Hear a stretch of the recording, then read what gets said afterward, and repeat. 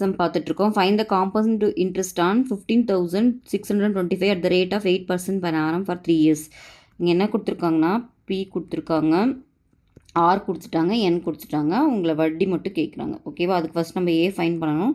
நம்மளுக்கு ஏக்கு ஃபார்முலா தெரியும். P into 1 + r/100 to the power என்னன்னு தெரியும். சப்ஸ்டியூட் பண்ணலாமா? பி எவ்வளோ? 15,625 ப்ளஸ் 1/8/100. என் வந்து கொடுத்துருக்காங்க 3. ஓகேவா? சப்ஸ்டியூட் பண்ணியாச்சு. இதை வந்து கேன்சல் பண்ணிக்கலாமா? இதை பண்ணிங்கன்னா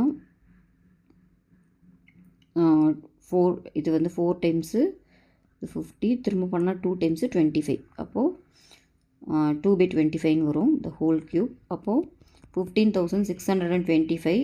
இது வந்து பார்த்திங்கன்னா எல்ஸ் எடுத்திங்கன்னா 27/25 வரும். க்யூப் இருக்கனால 3 டைம்ஸ் வரும். ஓகேவா? ஓகே. ஸோ இதை 25 டேபிளே கேன்சல் பண்ணலாம். இது 1 டைம். இதை பண்ணிங்கன்னா 6 டைம்ஸு 150 போச்சுன்னா திரும்ப 62ல் 2 டைம்ஸு 125ல் 5 டைம்ஸு. திரும்ப 25 டேபிளில் கணக்கு பண்ணால் 25 கேன்சல் ஆயிரும். லாஸ்ட்டாக எவ்வளோ இருக்குன்னா 27 க்யூபு. ஸோ இதோட வேல்யூ தான் நம்ம ஃபைன் பண்ணணும். 27 க்யூபை வந்துட்டு 27 ஸ்கொயர் நம்மளுக்கு தெரியும் 729. இன்னும் ஒரு 27 மல்டிப்ளை பண்ணால் நம்மளுக்கு கிடச்சிரும். 9 7s 63, ரிமைனிங் 3, 2 7 14, 22, 7 7 14, 51. 2 மல்டிப்ளை பண்ணால் 9 2s 18, remaining 1, 2 2s 4, 5, 7 2s 14. Add பண்ணுங்கள். அப்போது 19,600 ஏ கண்டுபிடிச்சிட்டோம். 19,683. பட் அவங்க வெறும் இன்ட்ரெஸ்ட் மட்டும் தான் கேட்குறாங்க. இன்ட்ரெஸ்ட் வேணும்னா நம்ம என்ன பண்ணணும்? ஏ மைனஸ் பி பண்ணுவோம். கரெக்டாக?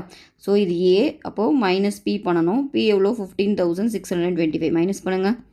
13ல் 5 போச்சுன்னா 8, இங்கே 7 ஆகிடுமா? 7ல் 2 போனால் 5, 0, 4. அப்போது ஆன்சர் பார்த்திங்கன்னா வட்டி மட்டும் எவ்வளோன்னு பார்த்தீங்கன்னா 4,058.